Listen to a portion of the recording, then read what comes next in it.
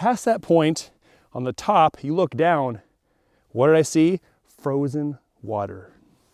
What is going on? Hope you're having a wonderful day today. I have located something in the trees that I was very surprised about, and I bet you will be too.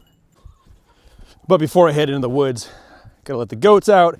They just might want to take a hike with me, and I would hate to leave them behind. You guys ready? Big goats ready? Their Christmas tree is getting thinner and thinner. It's like every other day I come and I flip it over one way or another because look at this thing. They are, the bark is literally completely eaten off. Well, other than that side here, like I said, I've been rotating it so they can eat the bark off, and these little limbs are getting shorter and shorter. So I'll leave it out here again, this side up with the bark showing and exposed. Let them have at it for a little bit longer.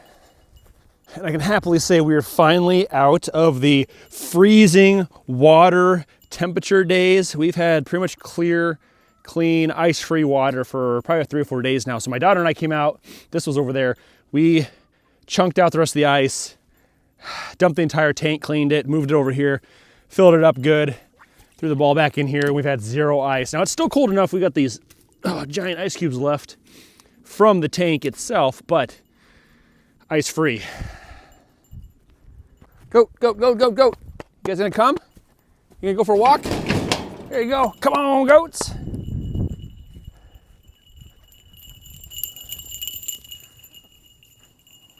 Well, that didn't last long. They veered to the right, and they're over there by the chicken coop. But they know where I'm at, and they know where I'm going. Typically, they'll come charging down the trails in the woods. We'll see. Go, go, go, go, go. Go, go, go. We might see them a bit, but yeah. We've got to hike all the way to the clear, farthest northern part of my property where the ravine dang near tapers out. Yeah, pretty excited about this one. It's not something I can work with or work on probably till this spring or summer, but knowing it's there, yeah, it's gonna be pretty cool, especially with all the pasture work out here in the woods that I'm doing. And speaking of pasture woods, I came out here a couple days ago. It was pretty cold, but my son wanted to drive the tractor around, so we came out here and I cleared a bunch more of the brush piles out of here. So we are looking pretty wide open. We got a lot of nice open ground, and I'm really toying with the idea of bringing the movable fence out here and actually fencing off a little area and maybe bringing the goats out here just to change up the scenery a little bit. I think we had a fun, a little test run of using the woods. And so if you remember what the pasture area looked like before it was clear, this is what it looked like. I had these piles all over the place. And I've mentioned in the past that my plan was, pre-tractor plans, was I made a whole bunch of small little piles so I could burn them and they would not get too big, too out of control.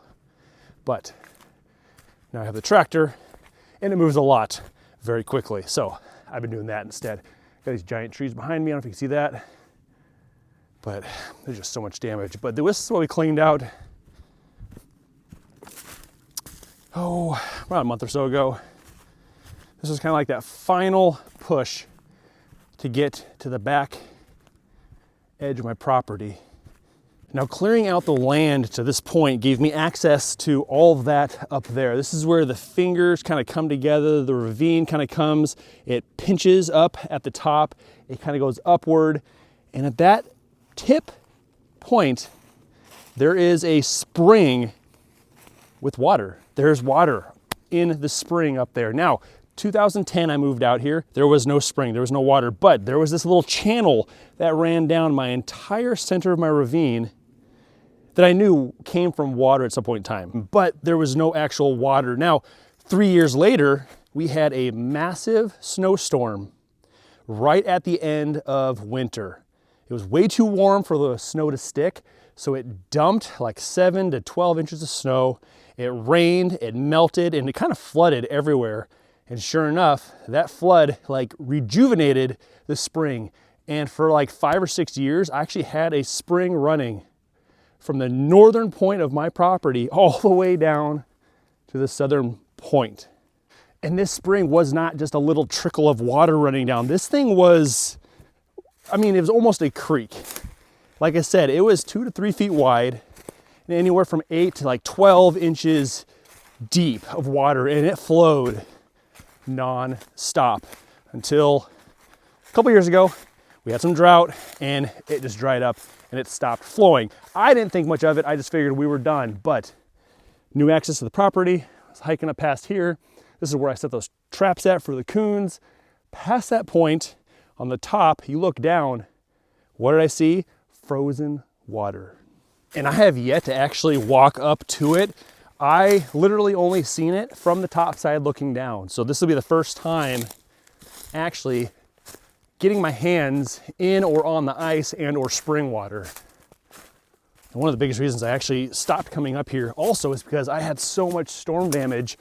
Like this big honking tree right here came down, and I have tons more debris. But look right there, that's frozen ice. That is our spring water right there. There it is. Kind of slushy soft, but there is water underneath there. There's some thick ice right here. Oh, that is slick. It's still up even farther there. So it must start somewhere right up there. But this tree branch, this is actually not a tree. This is actually a tree branch that fell from above, flipped down, stabbed itself into the earth. And I think it kind of created a small little dam here, holding up this water right here. Here's a better view of that. So there's the tree it came from. There's all its roots showing. But those things fell down and harpooned themselves into the earth down here. But yeah, let's go check this out. Pretty good amount of water down there. Definitely a lot of animal tracks, trails. They must still be using this. I mean, obviously they're getting water from here, so tons of trail animal signs. Here we go. It's still up here. There's another little dammed up section. And that's, I think, where it's starting from what I can see right there. Pretty sure this is where it's starting at. And I see, oh, I don't know if you hear that or not. That is water. There's water sitting right here. Oh.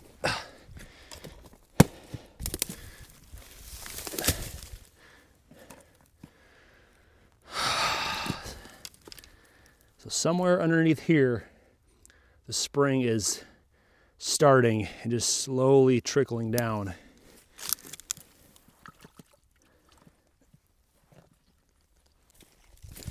There it is. And it goes up that way. Now we're still probably about, I'd say 20 feet below the top area there. And it's all kind of runoff. So I don't know what, I mean, I don't see any moisture or anything here. So that is the top of the trail. That's where I cross right there. So as I got farther up here, I'm pretty close to the top now. You can see this is just powdery dirt. There is no moisture in any of this. So it must be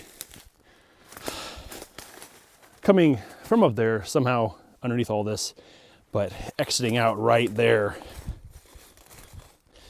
Now I have seen a few videos out there where people go back into their hills and their trees and they actually find springs like this. And they do a bunch of work. They actually dig up the land a little bit. I think they create like they use like a barrel or a plastic liner, and they make their own little dam with a spout. They hook a hose to it. They run the hose all the way down to their homestead, and that supplies them with quite a bit of water. And they have like little basins or little catch jugs of some sort part way down. And there is a lot of water pressure by the time it hits that back bottom of their land, I guess. So I got some options. I could, one, clear all the trees and brush out of here, everything that's kind of damming up the water now, because it was flowing at one point in time, see if that opens this up to kind of free flow all the way down there. Or I could potentially look at building my own little dam structure here and hosing it that direction. And looking down at this giant dam mess we got going here, I mean, that is a fair amount of water. That's a fair amount of buildup. I wonder just how thick that is. But I'm saying that's probably at least 6 to 8 inches thick of ice, which is built up and froze, built up, froze, all coming from here. So I think, and I know from the previous years when I had my spring flowing, how much water was just going down that. I mean, it was a flowing spring of water. And the nice thing about this is it kind of opens up an opportunity for my new woods pasture that I have going on, because if this thing ever flows the way it flowed in the past, it would easily make itself all the way down to my new pasture area, and actually through my pasture area. And worst case, it doesn't flow and it gets bogged down in certain areas, then it looks like I can look into getting a little dam set up and run a hose line all the way down here to the new pasture area and still have water. Because that entire distance, I mean, that's still all uphill. We're still heading downhill. This thing kind of just snakes back and forth and flows right through here. Now my tractor kind of cleared out some of this, but it's hard to see. It follows right along here. I don't know if you can see the dip. That's where it flowed all the way through there, all the way down. Literally from the north end to the south end of my property. Good amount of water. Because I remember back then, it actually flowed across here and my trail goes up there. So we actually have to drive through water here at one point just to get to the other side. Now, as I'm walking back right now, I'm literally walking through the spring canal that was formed. And it was extremely windy because it's a very hilly, very crazy terrain. And it just zigzagged back and forth. At this point, we're veering over to the right. And at this point, if I got the leaves out of here, we're about 1.5 feet deep from the bank, from the top of the banks. And it just wound, keeps going. This tree fell into its way, cuts right through here. One more bend and right there. And where you are sitting right now, where the camera is at, that is the start of the pasture. The most recently cleared out portion of the pasture.